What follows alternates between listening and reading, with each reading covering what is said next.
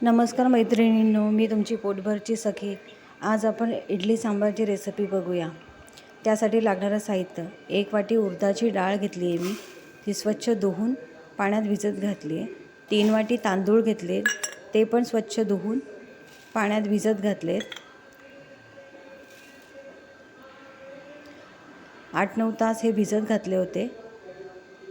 त्यानंतर आता आपण परत यांना धुवून घेणार आहे. घालताना 1 चमचा मेथी भिजत घातली होती. आता आपण हे धुवून दोघं वाटून घेणार आहोत. वाटताना थोडंसं बारीक वाटायचं. ह्यात 1 वाटी पोहे पण टाकणार आहोत आपण. त्यासाठी पोहे भिजत घातलेत. थोडं थोडं पाणी टाकून आपण दळून घेणार आहोत. हे पहा, बारीक पेस्ट झाली याची.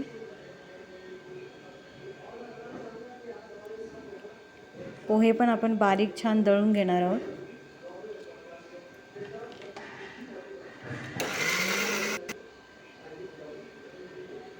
हे पहा आपलं मिश्रण. त्यात चवीनुसार मीठ घालणार आहोत. मीठ घातल्यावर छान ढवळून घ्या आणि रात्रभर मिश्रण तसंच झाकून ठेवा. रात्रभरातनं छान फुलतं ते मिश्रण. हे पहा आपलं मिश्रण किती छान फुललं आहे. उन्हाळा आहे तर मिश्रण लवकर तयार होतं.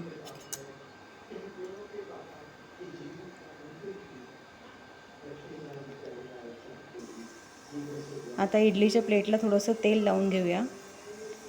इडलीचं भांडं पाणी गरम व्हायला ठेवलं आहे. त्यात इडलीचं मिश्रण ओतूया आपण आता.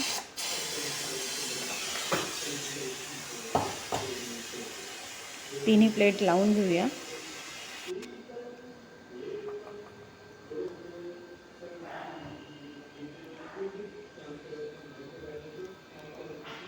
ह्या प्लेट आता इडलीच्या भांड्यात ठेवू आपण. पाणी आपलं छान उकळलेलं आहे आणि हे इडली आपण 15 मिनटं वाफवून घेणार आहोत.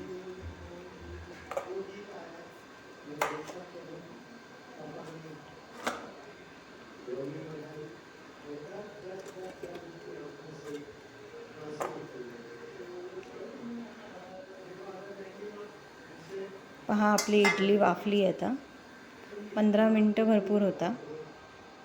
ही पहा, इडली गरम आहे, एकदम छान अशी सॉफ्ट झाली आहे.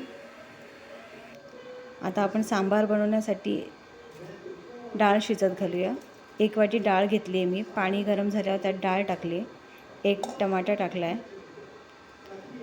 2 हिरव्या मिरच्या टाकल्या आहेत. सांबार मसाला टाकला आहे. हळद टाकली आहे.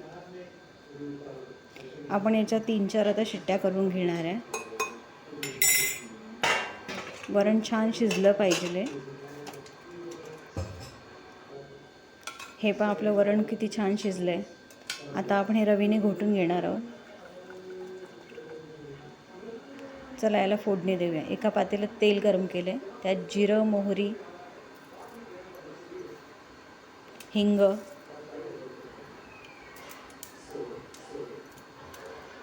कढीपत्ता,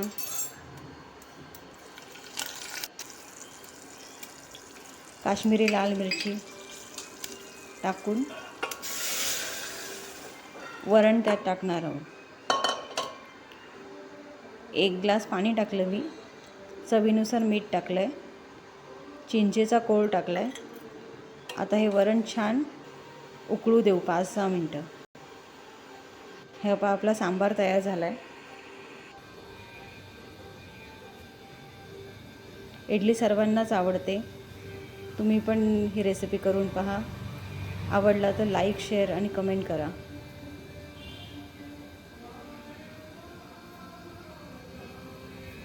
खूप सुंदर दिसतंय ताट. माझ्या घरात सर्वांना आवडते इडली.